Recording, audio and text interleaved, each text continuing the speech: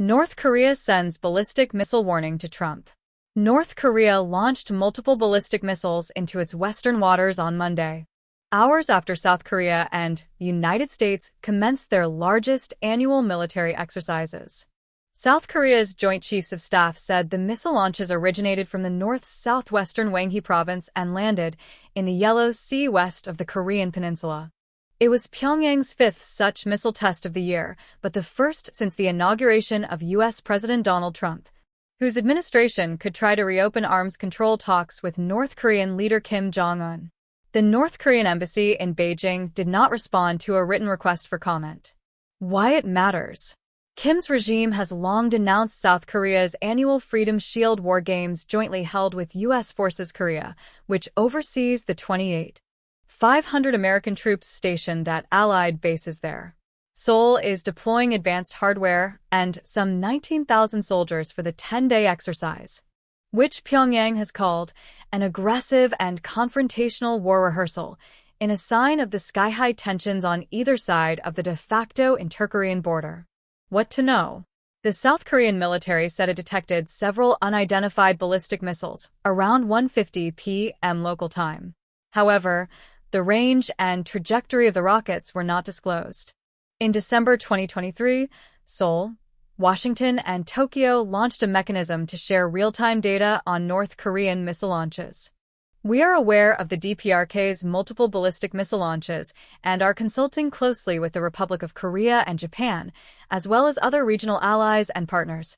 Commander Matthew Comer, a spokesperson for the U.S. Indo-Pacific Command, told Newsweek by email, referring to the Democratic People's Republic of Korea, the North's official name. The United States condemns these actions and calls on the DPRK to refrain from further unlawful and destabilizing acts. While we have assessed that this event does not pose an immediate threat to U.S. personnel or territory or to our allies, we continue to monitor the situation. The U.S. commitments to the defense of the ROK and Japan remain ironclad, Comer said. In a statement issued via state media on Monday, the North Korean Foreign Ministry called the Freedom Shield drills a dangerous provocative act of leading the acute situation on the Korean peninsula, which may spark off a physical conflict between the two sides by means of an accidental single shot, to the extreme point. It decried the recent deployment of the U.S. Navy aircraft carrier USS Carl Vinson to a South Korean port and said U.S.-led military maneuvers sought to overthrow the DPRK government and its social system.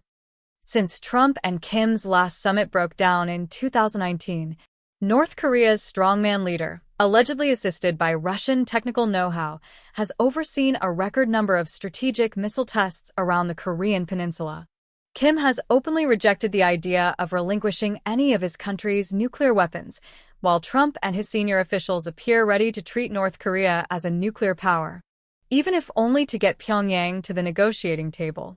In the meantime, North Korea's leadership is doubling down on missile tests and the expansion of nuclear weapons, in what observers say is likely a tactic to leverage sanctions relief from the United States.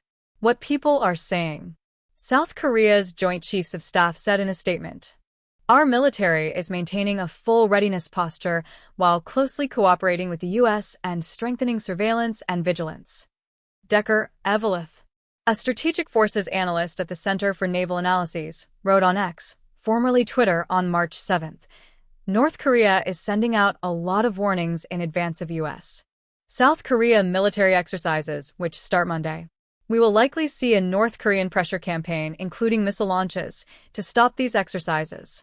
North Korea got Trump to postpone exercises in 2018. They likely see another opportunity to get Trump to the table and extract concessions, and they are much more equipped for it than in 2017. It's been 8 years, and the North Korean missile arsenal is much more robust. Their hand is much stronger. What happens next? This year's Freedom Shield is taking place without a live-fire element following a suspension of such exercises last week, when a pair of South Korean KF-16 fighter jets accidentally dropped 8 500-pound bombs in the northern city of Pocheon, injuring 29 people, including 14 soldiers. South Korea's Air Force apologized on Monday and reaffirmed its assessment that pilot error was to blame for the release of live munitions some 5 miles short of the intended target, a training range about 20 miles south of the demilitarized zone. General Lee Young-soo, South Korea's Air Force Chief of Staff, said the incident should have never happened and must never happen again. The South Korean military said live-fire training would resume once additional safeguards were put in place.